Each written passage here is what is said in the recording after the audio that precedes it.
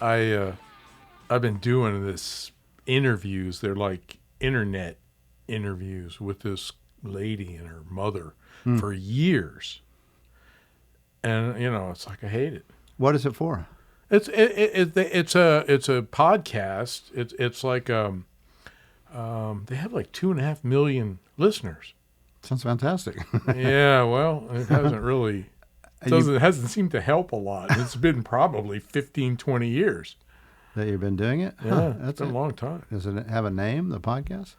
Yeah, it's called The Blend.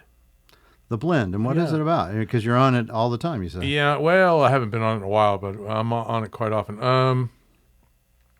They have a bunch of travel magazines, online magazines, and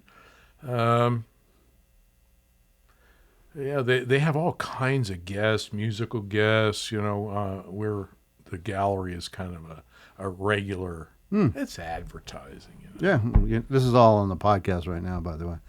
We can cut it if you want. I love that face. What do I care? Yeah, there you go. It doesn't matter. People aren't interested in me anyway. Well, we're about to find out. I have Lance Labor on the show today, and Lance has been, is it the director? Is that the title? Executive director. Executive director of the DeGrazia Gallery of the Sun, right? Is that Correct. The whole title? Correct. Gallery of the Sun? We've actually added museum to the end of it. Yeah, well, it is. It is. Yeah, I mean, I always thought of it as a museum. It's the only one of the few museums, really, your museum and the Maynard-Dixon Museum are the only Foothills museum, kind of, I guess. You also have that miniature museum. I guess that's also in the Foothills. Have you been to that? I haven't. Yeah, it's actually quite nice. Lovely Yeah, museum. there's a lot of nice And I guess places. that's Foothills. So you've been doing that as the executive director for 40 years, right? No. I became executive director in 2005. Okay. So I had been with the gallery already 20 some years before So you've they been took with the big chance. Yeah, so you've been with them for 40 years. It'll be 40 years coming up. That's a long time. Yeah, it's a long time. It's my whole life. And so where are you from? The accent doesn't sound Southwest. No, I'm from Tucson. I was born in Tucson, yeah. And your folks, where were they my from? folks were from New York. There it is. My father was from New York. Okay, because I hear that kind of there. New Yorker, right? Okay, I'm not crazy then. No. Yeah, so he was a native New Yorker? He was a New Yorker, and then they eventually moved to Miami. Yeah. Where he met my mother in Miami. They got married and came to Tucson in 1950. Yeah. Why did they come to Tucson? My mother's father was sick and had asthma, or he had some kind of condition. Yeah, TB probably, or maybe consumption. I think it was just asthma or something. Back then it was healthy to move to Tucson. Yeah, everybody moved here for that. Right. I mean, that's how which isn't the case anymore. Well, yeah, because we have so many trees and Right. olive trees and things like that, and junipers and stuff now. So it's not as good. It's still good. It's good for if you have a dry heat is good. Oh yeah, right. Yeah. Like an oven. So they came here, family member, your mom's dad? My mother's parents moved here, Yeah. and then my folks moved here, and that was kind of the start of it. Yeah, in 1950. Right. And then And what did your dad do when he was my here? father was an attorney. Oh, that's cool. Actually, in the early days, he was an ice cream man. There was they had an ice cream store called the Snow Cap on Speedway, which is amazing. And I have this memory of when I was a really little boy. I mean, I had to have been maybe 2 years old. Right. And I remember walking in front of this store. Eventually, somebody crashed into it and demolished it. But, then he ended up getting out of school in 1964 and got his law degree. And So he went to school here at U of A? yes, he did. Oh, yeah. So he came here pretty young then when Pretty young, yep. when he came to Tucson. Right. And he got his law degree here, Correct. and he stayed here, I guess. And he stayed here. And what kind of law did he practice? Well, it was all kinds of law in the beginning. He was practicing criminal law, and then eventually he became the state's leading expert on bankruptcy. And sadly, he died at a young age, but he did leave his mark as a lawyer in Tucson. How young was he? And of course, when he died, he was 53. Yeah, that's pretty young. And but then, of course, my brother whose name is Edward Labor, is a lawyer in town, and his son is in with him. So the tradition continued on. Yeah, so third generation lawyers. Yeah, right. And so when he's in here in 1950, there's like 20,000 people in Tucson at that time. Gosh, I don't know how many people were in 1950, but 20. there wasn't very many. I can tell you. Yeah. About 20. Okay. 25 by 1950, mid-50s or Right. so, and then it kind of exploded. So he got to see the whole thing? explode. Oh, yeah. And so when were you born? I was born in 1954, Oh, yeah, okay. and so we, in 1957, my parents decided to buy a home. And they bought a home in at Columbus and 29th Street. Yeah. And this was our connection to DeGrazia. We moved into these little cracker box houses, and DeGrazia's stepson, Mrs. DeGrazia's son, bought a house right behind us. And so these guys became my best friends. And it's amazing. We're still like family to this day. And they eventually moved away to Pennsylvania, but our families stayed really close. And, when I was a young kid, they started dragging me up to the gallery. Wow. And I had no idea who Grandpa Ted was. Right. But, and he was still around. Oh, well, I mean, Yeah. that was 1957. Yeah, so he was, the UNICEF thing was what, like 64? No, the UNICEF thing was right about that time. It was right at that 57 and 50. Okay. He painted Los Niños in 1957. Yeah. And it was 57 or 58 where they got a hold of it. Oh, yeah. So we'll talk about this later. Sure. This is a big deal, as far as the Ted DeGrazia world, because it made him the most popular or the most reproduced painter probably in the country. Probably in the world. In the world, yeah. I don't know if, yeah. So well, that was he was, he said that himself. Yeah. But it's pretty darn close. Yeah, he probably wouldn't have said it if he didn't believe it, I don't think. Right. So you're become friends with his son, right? Mrs. DeGrazia's son. So this was DeGrazia's stepson. I see. His name was Harold Grieve. Yeah. Nickname Hal. So there was Hal, and then his son Scott, and his son Greg, and his daughter Linda. And these kids I grew up with, and they were just my close friends, and I still see them twice a year. Yeah, that's cool. Yeah, we all love each other. It's just like a family. That's amazing. Yeah, because your folks move in 57, and you're like 3, and you stay there the whole time until you... Right. We've been friends since we were 3 or 4 years old. Yeah, wow. And so what was that? So you would go up to the gallery. I guess this happened multiple times over many years. It usually was on the weekends. Yeah. Where the kids, Greg and Scott, would go, come with us. Right. We're going to go see Grandpa Ted. And I'm Right. going, okay, well, who's Grandpa Ted? What do I know? I was 5 years old. But then we would go up, and I started to understand who Grandpa Ted was. It's like, wow, this isn't your normal grandpa. Right. And it was really a very cool experience, very interesting, kind of to be raised around that. And so what year did Ted DeGrazia die? 1982. So you the would year I started. Yeah, okay. So you knew him well then. I didn't. I No? knew him. Yeah. I was a little boy. He certainly knew me. Yeah. He knew who I was. But, when the Greaves eventually moved, Hal Grieve got a job with the state, so he had to travel around.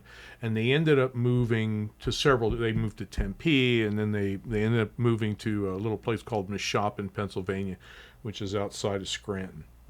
And,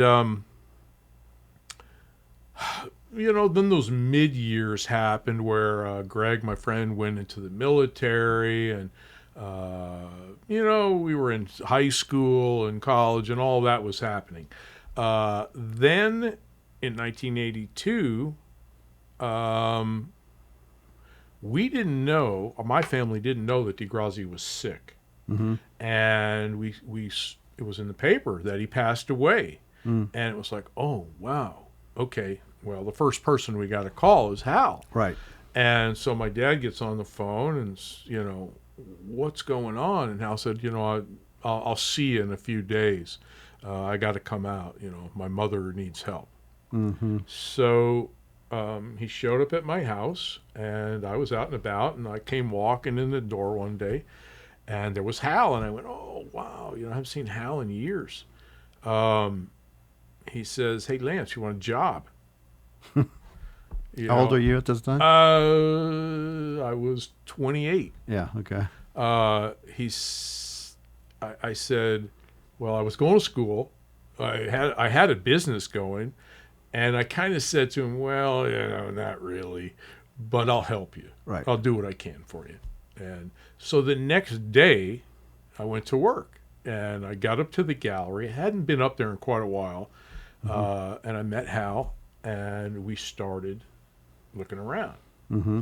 And we found, the first day, we found close to $500,000 in cash in shoe boxes under the bed that Mrs. DeGrazia had been sleeping on and didn't know they were there. Right. And then there, in our gallery, DeGrazia liked Chivas. He liked to drink Chivas Regal. Yeah. And people used to bring in presents, and some of these bottles were huge, and they come in these big silver boxes. Right. And he had all these boxes like as a little art display set up. They were all stacked on each other. It was just something he liked. And he would be stuffing money in those boxes. People would give him money for this or that. Right. And you know how he felt about the IRS. Yeah, we'll talk about that later. We will. Yeah. And he started stuffing money in the boxes. And it was around $250,000 in the Chivas boxes Right. that nobody knew about, and then the money under the bed. We found gold, we found silver. It was crazy. Yeah. But we found. So I went home that day going, okay, well, I guess I have a new job. It's just it's a treasure hunt, and there's just no way I can walk away from this. Yeah. And that was what your job was at the beginning, just kind of unravel everything. Well, yeah, DeGrazia had just died. We had shops to clean up. I mean, there were all kinds of shops. There's 18, it's 10 acres. Right. And there's 18 structures on the property Wow. that DeGrazia built. And in the back, there's workshops, and there's a wood shop back there. And so none of these places had been gone through. I mean, there was actually a shop that DeGrazia hadn't been in 15 years. Mm-hmm. And we went in there, and everything was 5 inches deep in pack rat poop. Oh, yeah. And we started cleaning, and all of a sudden we started uncovering all these original handmade ceramics. So the room was full of them, but when you walk in, you couldn't see them. They were invisible. You had to uncover them. Right. And that's how it went for a couple of years. Every day was a new Discovery. adventure. Yeah. So let me back it up a little bit, because I Yeah. want to find out, when you went to high school, where did you go to high school? I went to You said- Palo Verde High School. Palo Verde High School. And so when you graduate, were you interested in art at all, or you were thinking law, or what were you thinking? Had that even touched on I wasn't sure what I was thinking. I was thinking I wanted to take some time off from school. But that didn't happen. I went, I went to school, and I started in business, and then I went to this and that. But art was not really part of it. My girlfriend at the time was an artist, and so I spent a lot of time sitting in the art history classes, Right. with all the slides and all that. Right. So I did get some of that, but it wasn't art. that? Yeah. And did you go to the U of A? I did. Yeah. And I did. Did you end up graduating from there? Actually, I didn't. But I was there an awful long time. Got it. That's the best way to go to school, yeah, actually. Well, it just became. I got to the point where I don't think I really need my degree right now. I'm in a pretty good position, and I just it wasn't for lack of wanting. It just Yeah, it didn't happen. didn't for whatever. happen. And that was also around the Vietnam War. That was Yeah, because you're 18 when it's like 72, right? right. So you had to go through pull a draft number. I did. Yeah, what was your number? Do you remember? My number was 63. Uh-oh, so... Actually, I take that back. My number was 200 something, and they were only taking to 63. Oh, yeah, that makes sense. That was it. So they didn't want me anyway. Yeah. I'm a coward. I'd run away. Now, you may not have wanted them, but they would have made you do the draft. Yeah, I'm sure they would have. But if you were 260, you're not going. I got out of it. Yeah, not in 72, Right. which is probably about when it was. Right. And so when you started working at the museum, was it called a museum then? No, it was just DeGrazia's Gallery. It was just a studio at that time, right? I mean, it was still a gallery. Yeah, you know, his DeGrazia had just died. And I mean, they were still selling art and, still selling all his stuff. And it just remained a gallery till just recently. We just added that museum thing a couple of years ago. Yeah. And but it became a foundation at some point, right? Right. When was that? So that was in 1976. Okay. DeGrazia, the story of him taking $1.5 million worth of paintings up to the Superstition Mountains and burning them. As a tax protest. Right. With people watching it and filming it and all that, right? Yes, correct. So it was the real deal. He did it. Because it was an inheritance tax, and he didn't want his kids to end up having to pay tax on that. The IRS used to come in, and we have a big vault, and we have a huge amount of art. There's probably 20,000 pieces total. Wow. There's 3,500, 4,000 oils. Wow. There's 7,000 or 8,000 watercolors, and then the ceramics and all kinds of stained glass, whatever, enamel. And the IRS would come in and say to him, "Oh, this is your inventory," and they would charge him the market value on what they called his inventory. And it just drove him crazy. Clearly. Yeah. And he just said, you know what, I'd rather destroy it. I'd rather burn it up than just throw it at the government, give it away. And he did. And what did that get for him, or what happened after he got this national press of burning $1.5 million worth of paintings? It got him more people coming in. I mean, DeGrazia was the kind of guy that it didn't matter whether the publicity was good or bad. Mm-hmm. It was publicity. Anything that came out about DeGrazia was he liked it. Interesting. He used to tell stories to people. Oh, I got 40 wives and I got 60 grandkids and 30 children. It was all. He wanted to see it circle around and come back to him, see if it would come back to him. I see. He would hear the rumors come right back to him, or it would be in the newspapers. It would crack him up. And he only had 2 wives, right? Didn't he? He only had 2 wives. Yeah. Although he did have a young son, Domingo, who I actually had lunch with yesterday. Uh-huh. And his mother was Carol Locus, who was she was a artist in DeGrazia's guild. DeGrazia had a guild of about a dozen artists that reproduced things for him, for the gift shop. Right. And so he got with Carol. Had two wives and friends. 2 wives, yeah. He had kids by his first wife, and he had Domingo by Carol, and he had no children with Marion DeGrazia, the founder, the other founder of the gallery. Yeah, she founded it. And when did she pass away? She just passed away, in 2002. Yeah. She outlived him by 20 years. Yeah, interesting. Yeah, she's someone I really spent a lot of time with. And what was she like? She was a real interesting woman. She was a very fine artist in her own right. Did she keep her last name, or did she change it to DeGrazia? It was Marion DeGrazia. Yeah. She could be different. They broke the mold with Marion DeGrazia. She could be really difficult. Mm-hmm. She could be very charming, but she could be nasty. And if she didn't like you, She would tell you to leave her gallery. Yeah. But that's how she was. Yeah. But yeah, there's times you want to tell people to leave your gallery. She did more than once. Yeah. Maybe we don't always say it, but yes, she had the ability to actually do that. Yeah. She was real interesting too. Hal eventually retired. He had been on our board of directors, and he actually worked at the gallery. We worked together, for a long time.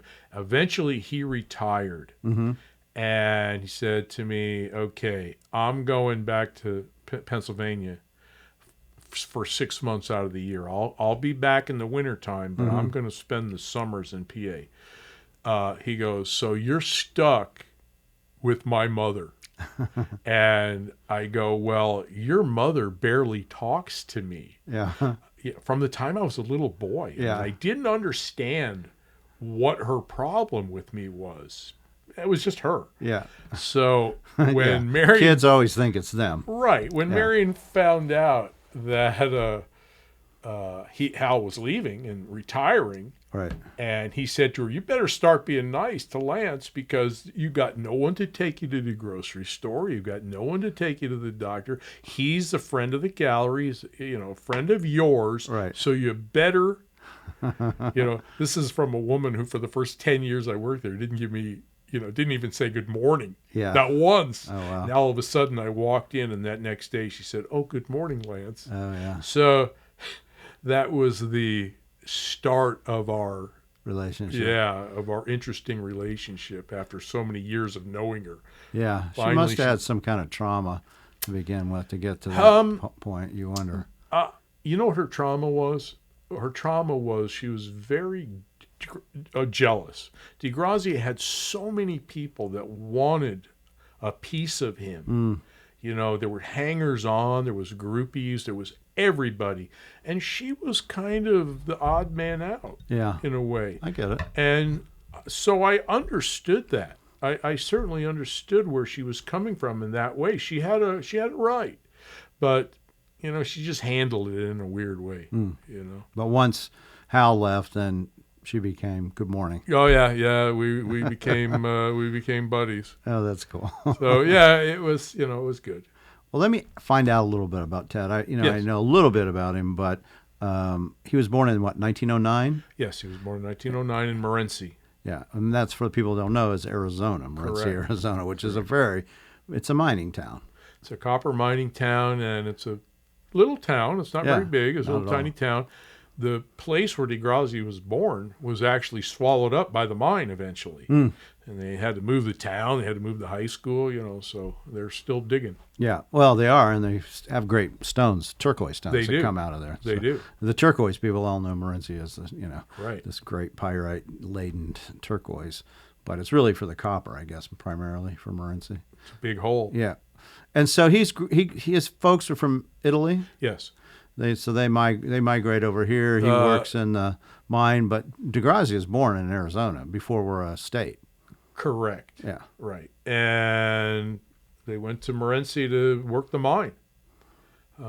Somewhere along the line, I believe when DeGrazia was about 5 or 6, the mine closed. And so they packed up and went back to Italy.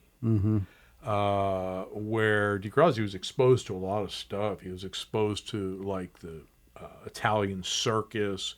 He did a thing on the circus, a series on that. But when he came back, eventually the mine reopened and the family came back to the States, and he had forgotten how to speak English. So he had to start over in first grade with the little kids and sit at the little desk and learn English all over again. Yeah, and he's like 16 or something. Yeah, he eventually graduated high school in 23. At age 23. At age 23. Yeah, that had to do something to his self-esteem, I bet, too.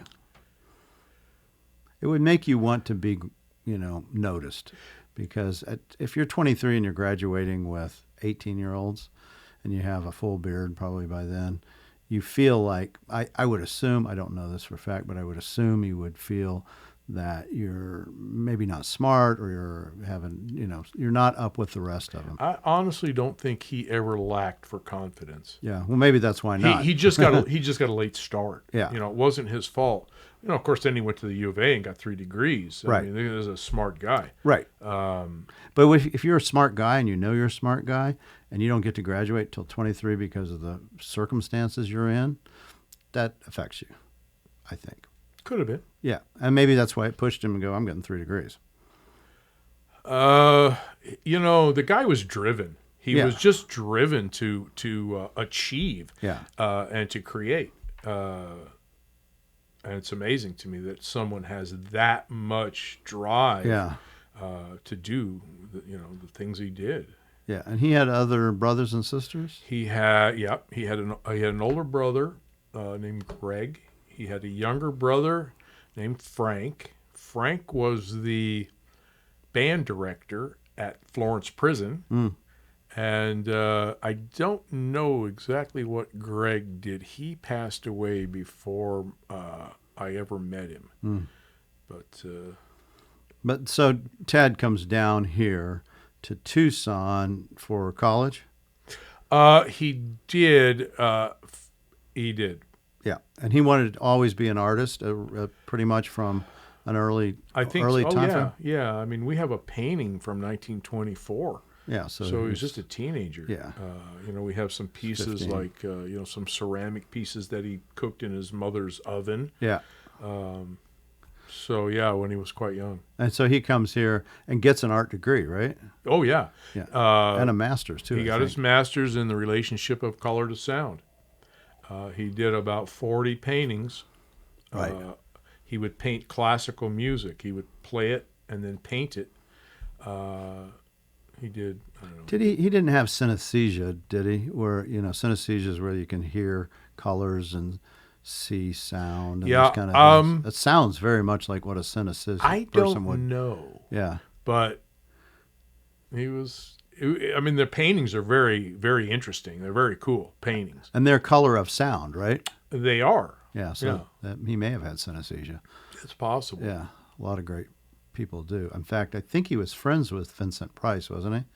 That I don't know. I know that he was friends with Broderick Crawford, and he was friends with Lee Marvin. Yeah. Who lived in Tucson. Yeah, they lived up on the hill, and they used to come down, and everybody used to just Yeah. Drink it. drink it. Yeah. Well, Lee was a World War II war hero. Right. So I'm sure he had his own demons from that. Well, they had a great time together. Yeah, I'll tell I you bet that. they did. Really had a blast. Did you ever meet Lee Marvin? I never did. The only one I've ever met, I actually met Broderick Crawford's son. Mm-hmm. We have a painting that was done by Broderick Crawford, and they must have been drunk because it looks like it was painted by a kindergartner, and it's a clown.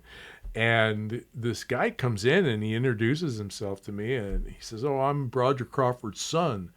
And I went, "Oh, hold on." Yeah. And I ran out to the vault and I found that painting. I wanted him to see his dad's painting. And for those who might not know who he is, maybe you can explain who. Broderick Crawford was an actor. He was an Academy Award-winning actor. And what I remember of Broderick Crawford was when I was a kid, he had a show called Highway Patrol. Yeah, I remember that show. You remember that? Well, I know the show. I watched it as an old show on reruns, but yes, it was a good show. Yeah, it was a black and white Yeah. cop show. Yeah, it was a good show. Kind of one of the first of that genre, I think. And that was Broderick Crawford. And so how did he meet and become friends with Ted? Do they know? I don't know. Yeah. I don't know. But, people used to gravitate to him. Why is that, do you think? He had an amazing personality. He had a person. He just had a charisma. Yeah, there's something and about him. people were drawn to him. Yeah. I wish that I had that kind of charisma to draw people into the gallery. But You do. You're on this podcast. yeah, You're right. drawing them in right now. Thanks, Mark. So, yeah, well, he must have had something of that, too, because he was able to go down to Mexico, right, and work with Diego Rivera. He worked with Diego Rivera That was in the like 33. Yes. He went down there with his first wife, her name was Alexandra Dimas. Yes. The Dimas family, which owned all the movie theaters in Bisbee, and he also owned the Fox here for a while. And they lived in Bisbee, and the Dimas, the father, made DeGrazia the manager of the Lyric Theater in Bisbee until DeGrazia got caught giving the little kids free tickets, and the father fired him. So that's the kind of guy DeGrazia was. You know? That's very funny. But so he ends up going somehow to Mexico and working with Diego Rivera. He wanted to. Yeah, I was going to say that was later on, wasn't it? Because didn't Diego write some letter to try to help him not go into the that was later military? On. They also did a one-man show at the Palace of Fine Art for him in the early 40s. It was Jose Clemente Orozco sponsored with Diego Rivera. That was in Mexico? Yeah, in Mexico City. Yeah. But then when that happened, he was a huge hit in Mexico. They loved his work. DeGrazia. Yes. They loved his work. Diego Rivera was big on DeGrazia's early work. But then when he came back to the United States, it didn't translate into any success here. Nobody cared. What kind of work was this that he was doing? It's very dark work, very sad. Mexican peasants, people at cockfights, Mexican Revolution. There was also, like Firing Squad Wall. I mean, these are some very dark paintings. A lot of emotion in them, and you really feel these paintings. And we still have those in the museum? Still have these. Do they get exhibited? Oh, of course. Nice. Those tend to be my favorite DeGrazia paintings. But then... and what year were those done? Those were done in the 30s and the 40s. Both, okay. Right. And then about that time, he kind of switched over and started painting with a palette knife. Mm-hmm. So his paintings changed. And he kind of found the little kid thing where he started... He'd paint a little child, and then all of a sudden, people started buying these things and demanding it from him. And I know that wasn't his favorite thing to paint. But being the smart guy he was, you're going to give me money for this, I'm going to paint it. Right. And that's what he did. And what year did he start doing what he's kind of known for, I guess? The kids, you mean? Yeah. Wouldn't you say that's true? That's what he's known for? I mean, maybe that's not what you want him to be known for, but that is what he's known for, right? Yeah, generally it is what he's known for. Sadly, people don't really take a deeper dive into it. I was going to say they don't go deeper. I mean, my goodness, if you see what this guy did, some of the art that he did, I mean, even if you took all the little kids and pushed them off to the side, right? Some of the art he did, it was just amazing. Yeah, he's a trained artist who's worked with one of the premier artists in the world ever. Right. Two of them are actually, Roscoe and Diego Rivera. And so clearly you're going to have that competency there that may not ever get known. But the kid thing got known, we can talk about it now, because of UNICEF, right? That's pretty much what happened. Yeah, tell us about that story and when that was, too. And it was in 1957. He painted the painting called Los Niños of little kids dancing in a circle, little Indian Mexican kids dancing in a circle. Is that painting, do we know where it is? Oh, yeah. The gallery's got it. Okay, so maybe we can get an image and we can put that on this video, too. I can send that. Would be great. Sure, we can do that. Yeah. UNICEF somehow, how I don't know, they saw the image, they got a hold of the image, and they went, wow, this is for us. They contacted DeGrazia. Yep. Got his permission, and they sold millions of cards worldwide, and this is what... that image specifically. And that really put him on the map. And from that point on, boy, there was no turning back. It was just all straight up. And everybody was calling him, I want something like that. Right. And that was 57? That was 57. Yeah. So that was a turning point That for was sure. a big turning point. And what do you think he thought about that? I don't know. Look, I know DeGrazia was happy to be successful. Right. It made him free. You know, he became free. He finally had, this is a man who didn't have two nickels to rub together. As a young man, as a kid, he had nothing. They were just dirt poor. Right. And here he is, all of a sudden, becoming a multimillionaire overnight. Right. And it wasn't so much overnight. I mean, it went on for a long time that people were just throwing money at him hand over fist. And he was probably, at that time, that's 57, not probably, he was the best known person in Tucson for sure. Don't you think that would be a trace? certainly the best known artist. Yeah. I mean, there was a lot of politicians and, some of these, like Sandra Day O'Connor, Yeah. some of these people that were also quite. Yeah, but not in 57. She wasn't there Yeah, yet. no, you're right. Yeah, no, 57. Yeah. Especially in this town. I was only 4 years old. Yeah, this was 30. So anyway, he becomes immensely well-known, financially secure. And from that point on, he must do other things. He does the ceramics and different things. He doesn't just say, okay, I'm only doing this because it sells, or am I wrong? No, I mean, he just continued to work. He just Yeah. continued to pump out work. He did things like in eras. Most of his ceramics were done between 1950 and say 1962. Okay, and what He are did no those? more ceramics after that. And what are those? What The are they? ceramics that he did, he invented this copper-based glaze that's a turquoise glaze, and it is gorgeous. It looks exactly like turquoise. No one has ever been able to, reproduce it. And that was his main. That's kind of what he was known for. And he would make cactus bowls. He'd go out to the desert and chop off the end of a barrel cactus or of a saguaro back when you could get away with it. Right. And he'd make a mold of it, and he'd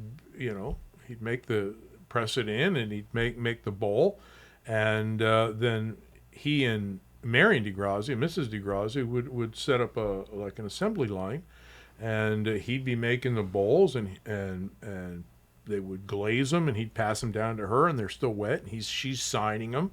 She signed probably 99% of all the ceramics. Were DeGrazia. all those, and so they're ceramics. They're made out of clay. Yeah, sure. So they're clay. Yeah. And using the mold of the cactus to make it. Yes. But they take the mold away. It's just the clay afterwards. Yeah, I right? mean, you put the piece of cactus in there, you pour some plaster of Paris around Right. it, you eventually pick out the vegetable matter, Right. and then you're left with A mold. A mold, and they're gorgeous. Yeah. And do those come up very often? I've never seen one for sale or been offered We one or have anything. some for sale, sure. Yeah, you do. Okay, We so do. you actually sell those in the gallery. We do. And The cactus bowls are a little bit harder now to get a hold of. People tend to hold on to them. I don't think we have any of those for sale right now, but we have other, he did other bowls besides cactus bowls. He did smooth bowls, he did plates, he did folded plates. There was nothing he didn't do. I mean, there was nothing he didn't experiment with, Right. and nothing he didn't try. So in the gallery and museum, in the gallery part, you can go in today and buy those Sure. things like that. Absolutely. And what would a bowl like that cost? A cactus bowl? Yeah. Depends how big it is, but a nice cactus bowl that's 12 or 14 inches across, you're probably looking at $2,500. Yeah, that's not bad. Because they're Cactus pitchers. yeah, because they're one of ones, right? And they're Yeah, done in the they're- from 50 to 62. Something like that. Yeah, interesting. And can you buy paintings as well? Oh, of course. Yeah. Okay. Now, because we're a nonprofit, they set up a rule years ago that we're not allowed to sell out of the collection. Yeah. So I take consignment paintings. I will buy paintings on the secondary market if the price is right. Right. So most of them, well, I guess all of them are coming from basically things that come back to you. Right. Right. because you have in the collection itself, the museum collection, which is a nonprofit, you have how many pieces? Too many. Yeah, a lot. Though, We right? have, but what's interesting is that there's probably just as much in private hands as there is in our collection. So he was driven. He was driven. I mean, you're talking about 40 or 50,000 pieces in the guy's lifetime. That's a lot. I thought 20 years ago that I'd heard it all and seen it all. Mm-hmm. I get calls every week of paintings I've never seen before. Mm-hmm. And, wow, it's impressive. Mainly did small. I mean, the ones I've seen have been smaller, kind of like 1620 or smaller in size. Did he do bigger paintings as well? He did some huge paintings. Yes. The guy brought in a bullfight painting that was as big as your wall here. Yeah, so 4x8 or something. Giant. Yeah. He did different size paintings. He did a lot of smaller 5x7s. Those were easy to sell. Mm-hmm. But yeah, he did all sizes. And the things that still probably bring the most money, I assume, are the kids. It just depends. It depends what the image is. Right. And it just depends how bad somebody wants it. Yeah, okay. Which I know you understand what I'm saying. Yeah, well, we've handled DeGrazia's over the years. We've Yeah. had pieces that come in. People will contact us periodically. Often, depending on what it is, we say go up to the Go up to the gallery or the museum. But we have handled them. And so Ted hits it big in 1957, right, with UNICEF. Right. And then when does he burn all his paintings? Okay, that was in 1976. So so almost 9 years later, he has gained enough attention, money, and everything, and the IRS is on top of him. And so he does that. And he was on, like, national TV and things, too, right? He was on, what's that? What's that show? It was on NBC. Yeah. Morning show or something? Yeah, it was the morning show. He did a pastel. He did a chalk painting on there. And, he was all over the place. Again, he was just a very he had a great sense about him, and he had a great sense of humor, and people were drawn to him.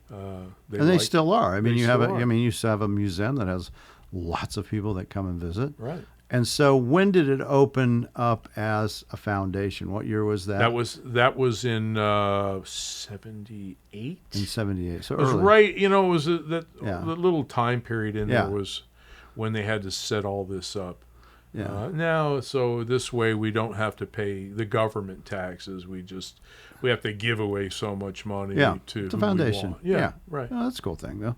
But it also allows people to work, and you have a job and all those kind of things. And so it's been a foundation now for 40 years and a museum for basically that same time frame, really. Right. And it's in a location, for those who don't know it, it's north of Sunrise on Swan on the east side of the road. It's a big white building with a sign that says, right? Actually, that's the white building is the office building next to us. Okay. We are a low-slung Adobe-looking building. But, yeah, we're there. Yeah, tell us about that, the building that it's in. Okay, so, besides DeGrazia getting all his degrees, he was also a self-taught architect. And he designed and built the little mission in the sun, the little church. Yeah. And then he designed and built the main gallery. And the guy just had huge capacity to do different things. And so, what is the church? Is it an active church, or is it a? It's not a consecrated church, but it's used all the time. It's something we had a fire. Right, I remember when that happened. We had a fire in the church a couple of years ago. Memorial Day of 2017. Yeah. And but it's been restored. The people of Tucson love this place. It's open to the sky. It rains in. You can look up. You're close to God. Right. So that was actually the first building he built on the property. Was the church. Yeah, you give thanks when you become a landowner. Yeah, you should. And that's what he did. Yeah. And so you've been working there for 40 years. the first 20 was a variety of jobs, right? Correct. Yeah. Yeah, I mean, we were fixing things. You probably still are. Always. Yeah. Always. The infrastructure, the roof, the gallery itself has 53 skylights. When it rains, 53 skylights leak. Right. It's a big, giant adobe building that leaks and the bugs come in, but I still wouldn't want to work anywhere else. Yeah. And why is that? I love the place. Yeah.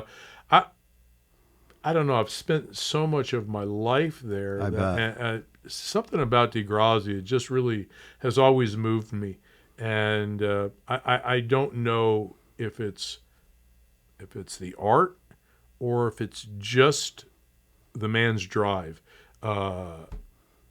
It's so impressive to me how hard one man worked. And it's interesting. His son has it all too, except for he's not an artist. He's a musician. But he works just as hard? Oh, yeah. He's just a go. He's a go. It's like a clone of his dad. And have you ever asked him why that is? No. Yeah, I'm just curious. I mean, no, does it come from within for, why that is? I mean, I understand it. I have that same kind of sensibility. It's genetic. Could be. It's genetic. I mean, there's something there that pushes these guys on. Yeah. And, son will be eventually as accomplished as his father. Eventually. In the music business. In the music, politics. The guy's been a representative in the state house for two terms. This is in Pennsylvania? No, this is here. Oh, in here. Domingo DeGrazia. Oh, okay. I was thinking of Hal. Yeah, no. Hal passed away about 5 years ago, which is kind of sad. Yeah. So Domingo will be. So he plays music and he plays music. He's a lawyer. I mean, the guy is like a Renaissance man, just like his father. Yeah, interesting. And what other things did DeGrazia do? You call him a Renaissance man. So he did art. He did ceramics. Did he do movies and things as well? He did movies. Yeah. Gosh, we probably have 15, 20 movies he did. And what were these movies of? Well, some of them were like crazy movies, like westerns, where he'll be riding along on a horse and someone will be narrating it, and then someone from the distance shoots him, and he has ketchup on his shoulder and he falls off the horse, or he jumps over the fire, he's got a headdress on. It's just crazy stuff, fun stuff. Are those available to be watched, or are they just in the archive? For you, they are. Yeah, okay. I might have to do that just to see. Yeah, no, there's some interesting movies. Yeah. Well, I mean, he's trying to create at all times, and in all medias, is what it sounds, whether it's architecture or paintings or ceramics or film. Did he write? He wrote. He put out probably 20 books. Wow. He put out a book for every series of, he did these permanent series of paintings. He did a series on Father Kino, and he did a series on Cabeza de Vaca, the Spanish explorer. And so he wrote, most of the books have a lot of paintings and pictures, but he did all the writing in the books. Right. And I will say this too, about 10 years ago, maybe longer, maybe 15 years ago, I was going through the archives. I was looking for something. I don't remember what it was. I came across a folder that had handwritten music in it from 1930. And it was DeGrazia's handwritten music. And we took it to the Tucson Jazz Academy. Right. They arranged it. I got Domingo to play guitar on it. They put it together. We put out DeGrazia's CD. Oh, wow. He'd love that. Please Remember Me. That's crazy. So, yeah, there was music involved. He came from a musical family. Yeah. Well, and he's only 21 when he's doing that. So if that's 1930 when right, he's making it. Right, in the early 30s. Yeah. And so is that also the CD at the gallery for sale? Yes. Oh, that's interesting. Do you play the music in the gallery? You should. Not too often. I mean, we've listened to it a lot. Enough to The go, okay. ladies I told you that interview me for their podcast, Right. always play it. Yeah. Always when I come on there, that's always the lead-in. I'll have to listen. Now I've got to hear this.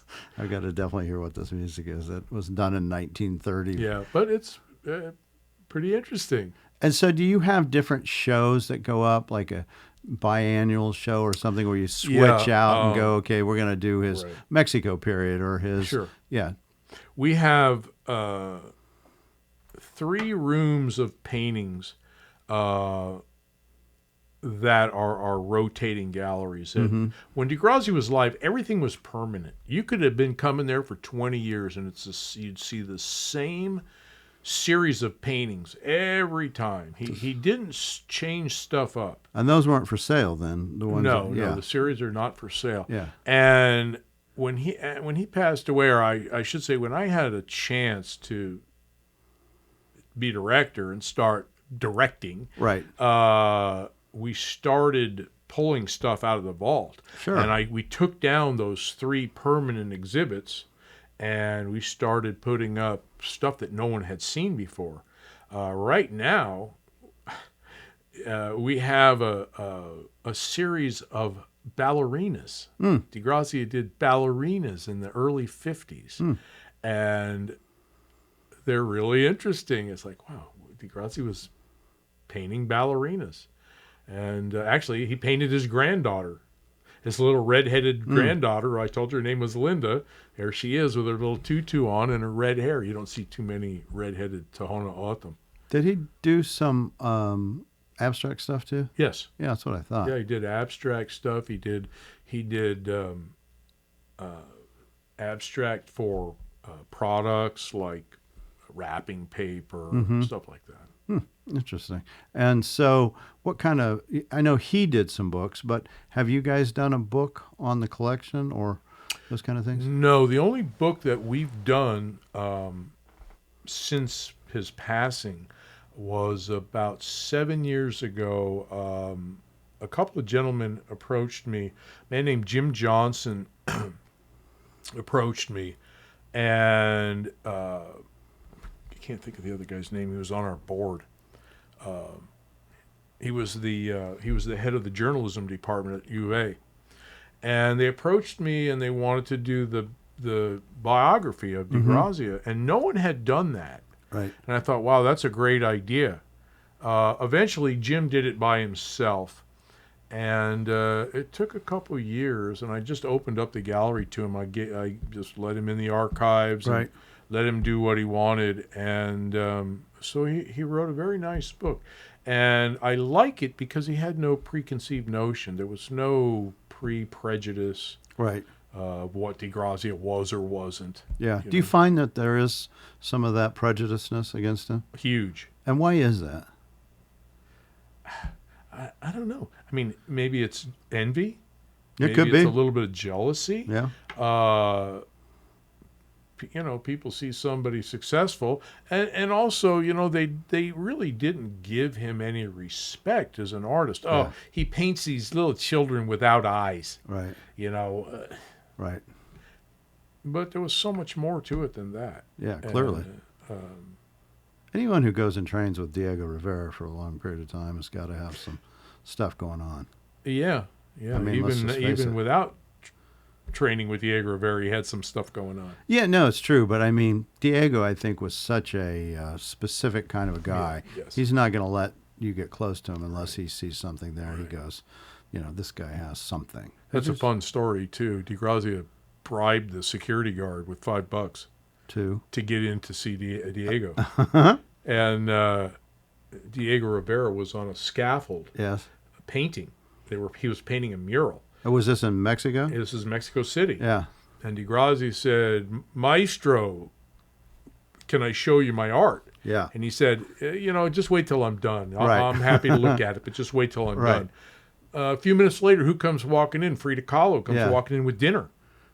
So he met them both, and that was kind of the start of it. Do you know if he ever knew? Because I don't know this answer myself. Maynard Dixon. Do you know? If Ted knew? Maynard Dixon was a little bit older. than DeGrazia. Maynard Dixon was born in 1870 some? So, yeah, 1875. Okay. So, but, Dixon lived in Tucson from Right. 1940 to 46. Right. I wouldn't be surprised. Yeah, I didn't know if you'd run into anything in your I archives. haven't seen anything with Maynard Dixon's name on it. But, DeGrazia was friendly with all Oh, these yeah, guys. he would have known Dixon. He would have. Yeah, well, and they also, so Dixon knew Diego Rivera and Frida Kahlo, and they stayed at their house in San Right. Francisco. So there was this connection as well that, it would just, I know they would have known each other and there would have been something there. Also, they're at 2255 East Prince Road, which is really kind of foothill-ish, and DeGrazia's in the foothills too. So there's not many painters Right. that are up in that area. Pete Martinez, he must have known Yeah, Pete Martinez, actually, right? you got lots of pictures of him and Pete Martinez. Yeah. Also, what's his name? He's got a museum. Wieghorst. Yeah, Olaf Wieghorst. Yeah, Olaf. Yeah, so Dixon knew those guys. Right. So they knew each other. Yeah, they just haven't found the connection. Have you ever haven't found a picture yet? Yeah, or something. There's probably some paperwork, or they've exhibited. Do you know if he may not have exhibited in Tucson, Ted, because he had his own gallery, so he may have just done his own stuff in his own gallery. But did he ever exhibit in like the Temple Art Museum or any of that kind of stuff? And DeGrazia? Yeah. DeGrazia would take his art to San Diego. He'd go to New Mexico. He did go around. Honestly, I don't know if there were any big traveling exhibits. Yeah. We did an exhibit at the Tucson Museum of Art back for DeGrazia's 100th birthday. Mm-hmm. And so 2009. yeah, and so that one may be the only one that I really know of. Well, he's a very interesting guy for sure, and the fact that you can have a museum that's been open for 40 years too is pretty. Well, that museum's been open longer than that. Yeah, or as a nonprofit. Yeah, it's been open. When did he actually open the studio? He started building in 49. Yeah. He finished the little church in 52 and then built his home, and then he built a little gallery on his home. And so it was open. Yeah. But that main gallery wasn't finished until 1965. And he came down here to do his training, U of A, and that was when he was in his 20s, right?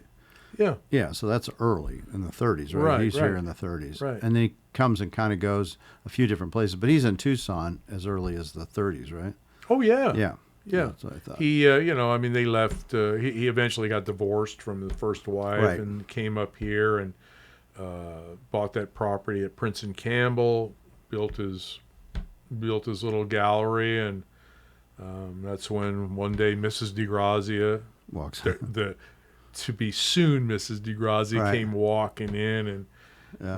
that started it all, I guess. And is there a website that people can go?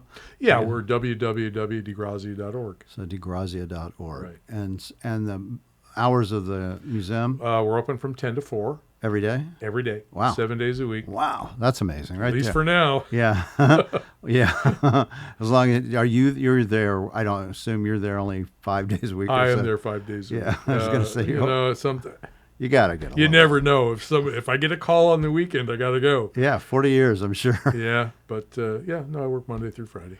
Well, that's awesome. Anything else you want to say? We'll kind of wrap it up. Thanks, Mark. Yeah. It was nice. Well, Thank you for having me. Yeah, no, I'm going to come up and watch the movies. Please I'll do. give I'll you- loan them to you. I'll give you a heads up when I'm coming. Cool. But yeah, I mean, you're so close to me, and he's a part of Tucson history. Right. I agree. A very important part of Tucson history. And sometimes I think we forget about these things when they're in our backyard. So we're going to make sure people understand who Ted DeGrazia was, and hopefully they come up and visit the museum. Well, I truly appreciate the interest. Thank you. Yes, absolutely. My son was the one who really said, you really should be paying attention to Ted DeGrazia. And I go, yeah, you're right. Why would he say that? He's just found it interesting. Okay. I'll tell you one thing. After I spoke to him or before? No, before. He's he grew up in Tucson, right? Right. He's a Tucson kid. They go and see DeGrazia's studio as kids, going up to museums and different things. And, he's a foothills artist. When you were talking about Tucson being 20,000 people, Yeah. everybody knew who DeGrazia was. Of Now course. Tucson's 1 million people, and very few people that live here have a clue who he was, or who he was, or who he is. Yeah. Probably still, proportionally wise, they may still know. There's still probably 20+ thousand that know who he is. There's people that I know bet about they him, but do. there's people that go, wow, I've never heard of this place, or, you know. Well, it's a little off the beaten because it's on North Sunrise, right? It is. I mean, yeah, But it's Swan. not like we don't advertise. No, you advertise, yeah, everywhere, so, which is good. No, I mean it's something I've always been familiar with. It's from the first time I got here. So you're doing your job on that part. Well, thank you. We just need to do a little more on our part. So, all right, Lance Labor, thank you so much for coming over, and I'll see you over at the museum. Great. Thank you. All right, thanks, man. All right, very good.